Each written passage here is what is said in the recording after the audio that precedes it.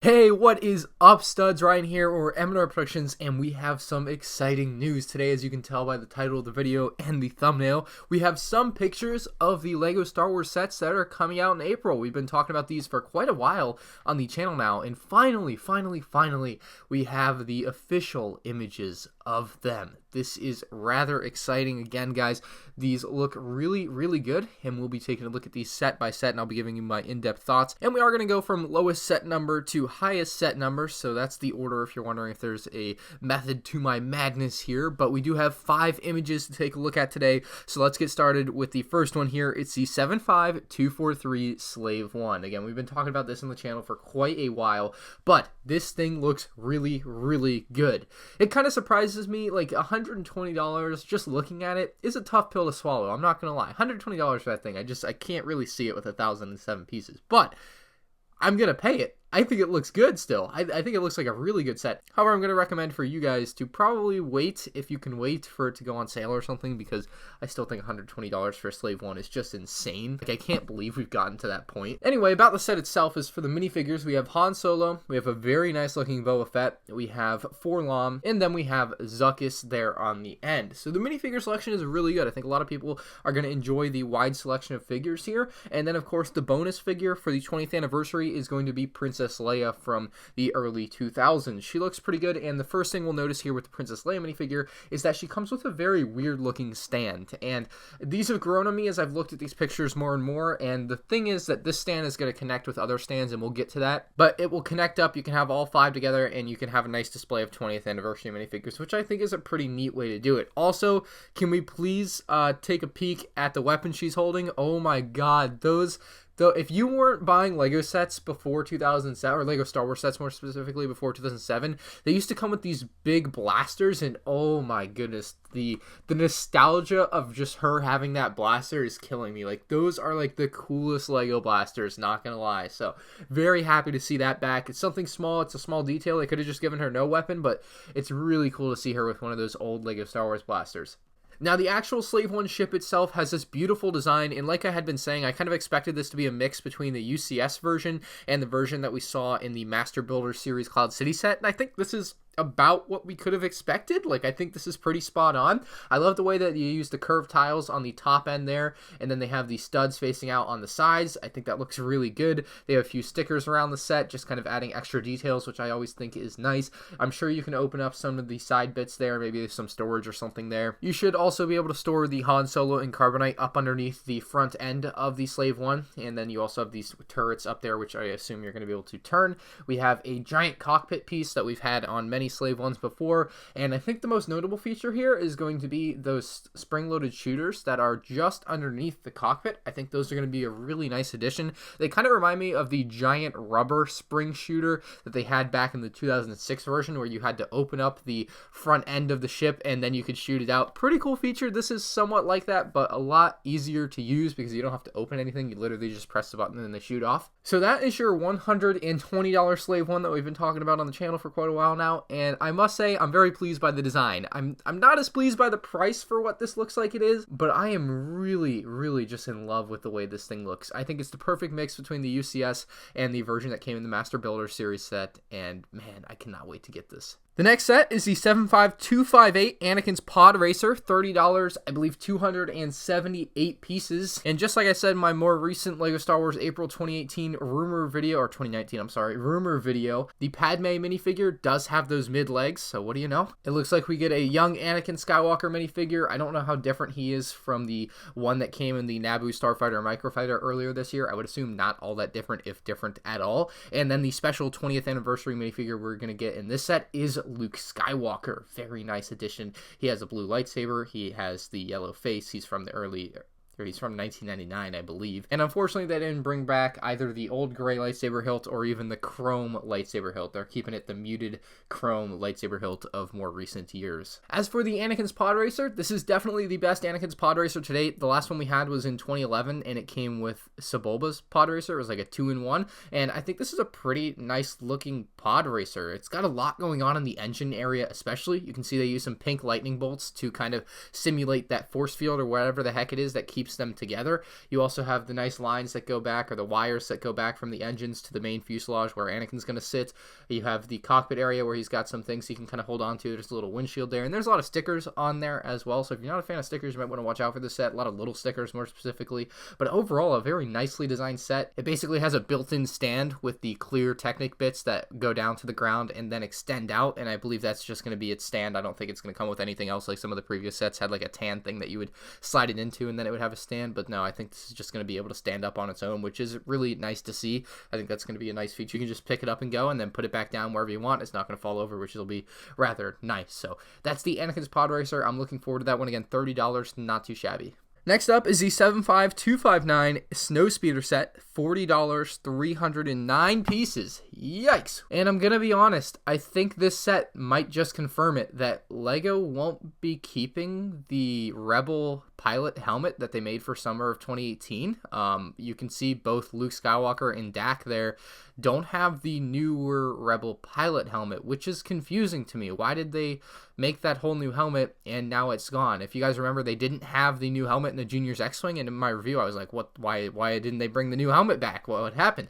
Did they get rid of it? So I think this confirms that it might be gone. They might have just done it for summer 2018 X-Wing and now they're back to normal. I'm really confused by this decision. I don't know why they did it. They seem like they put a lot of time and effort into that new helmet. Maybe they just saw the fan reaction from the X-Wing that came out and decided to go back to the old helmet. Maybe it was too expensive. I have no idea, but here it is. No helmet. You also get a Rebel Trooper. The Luke Skywalker looks awesome. The Dak minifigure looks awesome. Just great minifigure selection, and I love seeing the Rebel Trooper back with that old big blaster. That's another blaster that came predominantly in the mid-2000s, I want to say. We saw that a lot. It actually came in the 2004 Snowspeeder set, I think. Yeah, it came in the 2004 Snowspeeder. So I have a sealed one on my shelf behind me. I just checked, and oh my goodness, that's just... I'm sure they did that on purpose because this is a 20th anniversary set, and I think it also might have came in the 1999 version. Hold on. Yeah, I just looked at my sealed 1999 version. Also came in the 1999 version, so I think that was a purposely done weapon inclusion, and I really do appreciate that. We also have as our exclusive minifigure for this set, 20th anniversary minifigure, Lando Calrissian out of 2003's Cloud City. He retains that older blaster, which is nice. He has a very dashing look to him, and Lando, very nice figure. I should also mention that on the back of all the 20th anniversary figures, I know we don't have the pictures of it, but it will say 20th anniversary Lego Star Wars or whatever on the back, printed onto the back of the minifigure, so just keep that in mind. It's not an exact replica of the figure because they do add more onto the back. Now, as far as the Hoth dish turret goes, I think it's a nice design. I honestly wish they would have included a bigger plate. Like, why did they include a triangle plate? Why not just use a square plate and have a little bit more scenery around it, or a little bit more room to play with around it? Because I personally, like, when I was younger, or with more recent Hoth sets, like, I just don't like having such a small little area to put a figure on. I wish it was just a square instead of that triangular piece for the base of your Hoth turret there. Just a thing. If Lego, if you're watching, you know, that would be nice in the future. Just have a bigger base for that. But the turret is beautifully designed. They actually have a pretty nice integration of a stud shooter into the side of it. Like it's seamlessly put in there. Like, it's not like it was forced in there, which I kind of like. So that's a nice little addition to the design that obviously we wouldn't have had back in the day. As far as the Snowspeeder goes, looks like we have a new print on the windshield. I'm pretty sure it's a new print. We also have quite a few stickers on this set as well. You can see some engine detailing, some detailing on the side of the wings as well. You're going to have your harpoon or whatever cable on the backside, which is going to have the string, classic old Lego string there that you can try to tie around an AT-AT, and unfortunately there's no AT-AT available right now to tie it around. So hey Lego, maybe you should release an AT-AT. Although I've heard there's going to be a small AT-AT in one of the Action Attack Hoth sets, so watch out for that. I'm just hoping for like a full-size $130 AT-AT, to be honest. Overall, the Snowspeeder looks really good and bulky, but $40 for this set really hits hard. I don't know if it's gonna sell well at $40. I'm gonna be honest. This is gonna be another one that I'm gonna say you should probably wait for it to go on sale. 309 pieces, $40. I know price for pieces and everything, but just the eye test, I don't think it passes. So we'll see what the fan reaction to this one is. Let me know what you guys think in the comment section below about these sets. I don't know, man. Let's move on. This next one gets me really excited. These next two actually get me really excited. The 75261 Clone Skywalker is straight out of Kashyyyk. It includes 4 minifigures. We have the Kashyyyk Scout Trooper. We have a Wookiee, who looked weird in a picture that I saw, but doesn't look as weird anymore to me in this picture. We have a regular battle droid, which I guess makes sense because it's supposed to be from episode 3, right? But why not include one of those Kashyyyk battle droids that you put in all the other sets? Come on, LEGO, you're really losing me here. You put the Kashyyyk battle droids in all the other Kashyyyk sets that came out earlier this year, and then you put brand new Rebel helmets in the X-Wing from last year, and then you put the old Rebel helmets in the sets from this year, and there's no continuity here. Come on, LEGO, get your stuff together. Like, maybe they put the regular battle droid in because it's a regular battle droid from episode 3, but also on the flip side of that, you put Kashyyyk battle droids in all the other Kashyyyk sets that are out right now. Come on, man. That being said, our exclusive figure for this set is Darth Vader, who again comes on that regular looking stand there, and oh, Darth Vader. For whatever reason, Darth Vader just goes perfectly in this set. I don't know why. I mean, honestly, he probably could have gone better in the set that's next on the list, but it feels like they just kind of put the minifigures in randomly, and I think it looks decent in this set. You get a little spider droid, which honestly is one of my least favorite things in LEGO Star Wars. Like, every time we get one of these, I just hate it. That's just been my opinion on those things forever, and I've never really liked them. Maybe you guys, maybe it's your favorite thing that LEGO makes for LEGO Star Wars, but oh my god, spider droids just, I can't do it. I really, really, really like the barricade wall with the turret for the Wookiee there. I didn't think they would ever make that in LEGO, and here it is. It looks really good. I know it's small, it's not huge by any standard, but oh my goodness, it does look pretty darn good, and the turret on it actually looks good too. It's got those side bars for like a shielding of the trooper's face, which is really nice as well. But of course, the main attraction to this $30 278 piece set is the Clone Skywalker, and this actually looks pretty spot on. It actually looks a lot closer to the 2013 501st ATRT than I thought it would. Like, this looks almost exactly like it, bar a few changes, and there's nothing wrong with that. It's got obviously a completely new color palette, which is good. It's got some nice sand green in there. It's got some dark tan. Then you're looking at light and dark gray as like the predominant colors in this set. Basically 4 colors make up the whole set, which is good. You have a stud shooter on the bottom side of the main turret. You have some very nice sticker designs, in my opinion, on the front end of like the windshield of the ATRT or Clone Skywalker. And then of course you'll be able to put your Clone Scout Trooper up into the cockpit area. He'll be able to pilot it, and then you have some nice antennas in the back. I'm sure you can place his weapon somewhere, although it's not really apparent from this one image we have of the set so far. The legs will obviously be posable and everything, so I'm really looking forward to getting this one. I might build an army of these when they go on sale, to be honest, or clearance, or whatever it is. I really like this set. There's just something about it that really kind of gets me back into it for whatever reason. And speaking of building armies, the 75262 Imperial Dropship will certainly find its way onto my shelves in quite a mass quantity, I think. It's got the brand new Stormtrooper helmets, which was kind of a prediction of mine that that's what this set would be a remake of that 2008 Battle Pack, and